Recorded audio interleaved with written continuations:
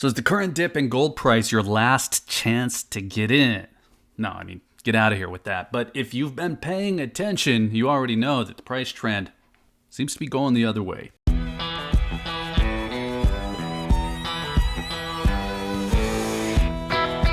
So just like that, gold is back in the green, pushing up in price again. We went from $2,790 to $2,556, and then back up to $2,645. And maybe that doesn't seem all that wild, down 8%, back up 3%, but we also went from overbought to oversold, which means the momentum from traders is going to be getting back into gold. Now, we know what caused the dip. It was the election, but what's turning it back around? We could play up the Russian nuclear doctrine angle. It would make a good thumbnail, but at the moment, that's had a relatively moderate impact on price, maybe $30.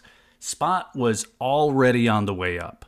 Now, there are a few things driving the turnaround in gold price. The first, I guess, would be that step in the Russia-Ukraine theater. Russia updated its nuclear doctrine, and gold is playing the safe haven asset. But another is just that the U.S. dollar rally has cooled off, and related to that, the news of Trump's election is probably cooling off as well. Any surprise there would be gone if there was any there to begin with. Now, one more catalyst, though, is the Fed's upcoming decision for a rate cut in December, but really, that's all just speculative. The takeaway here is that except for Russia's updated nuclear doctrine, very little has changed except for price. Now, if you're looking for gold and silver, 'tis the season, and Summit Metals has you covered. Now, I'm not going to tell anyone when or what to buy, but I will say you should look at the prices on American Gold Eagles, and Britannia's in particular, because they're really low. Check them out at summitmetals.com.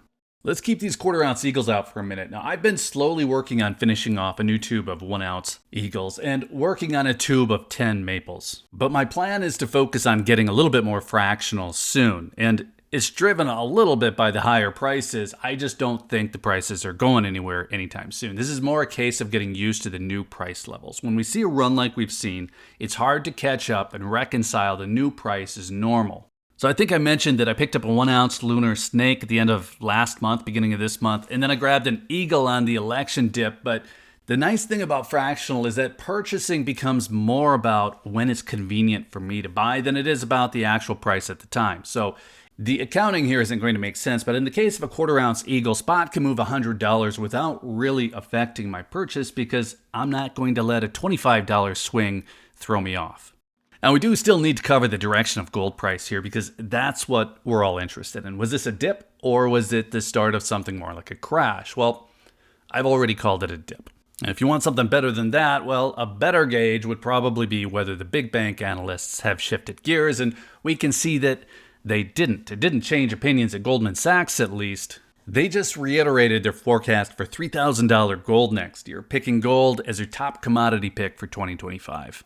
Now, if you're still curious what caused the 8% dip and whether we'll see another, well, what we saw was a drop in gold price because of a rally in the US dollar. That rally was spurred by the election, of course, and when the dollar rallies, gold is just cheaper in other currencies. We also hit the release valve on some of that election uncertainty with those quick results, so all of that is over. Any repeat of a drop in gold price would now require a new event.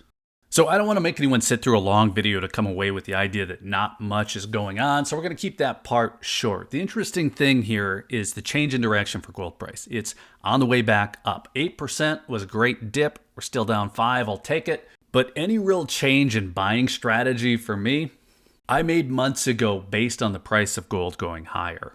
Now, if that just seems like my opinion on the dip and the forecast, well, that's good thinking on your part. The Goldman Sachs analyst call, that's the important part here. They haven't changed their opinion on gold's trajectory post-election. That new call for $3,000 gold in 2025 just came out.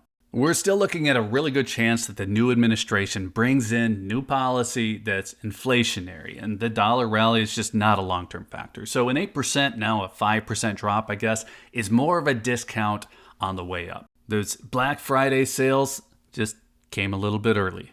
So let's call it good there. It's the holiday season. If you're thinking about gold buying, well, Summit Metals does have sales going on. This isn't a pitch. If you need to buy your daughter a pony for Christmas, she's going to be more important. But if you are looking for deals, take a look at their American Gold Eagles in particular and their fractional Britannias. Crazy low prices. That's what I'm paying attention to. Either way, would love to know what you're up to. So let us know if you're buying, if you think Goldman Sachs is right, or if you think we're all crazy and we're supposed to be buying Bitcoin. Let us know. And then while you're in the comments, be sure to hit that like button if you found any of this interesting. Be sure you're subscribed with notifications turned on if you want to hear more on the topic. And if you're still here, thanks again for watching. I always appreciate your time. Take care.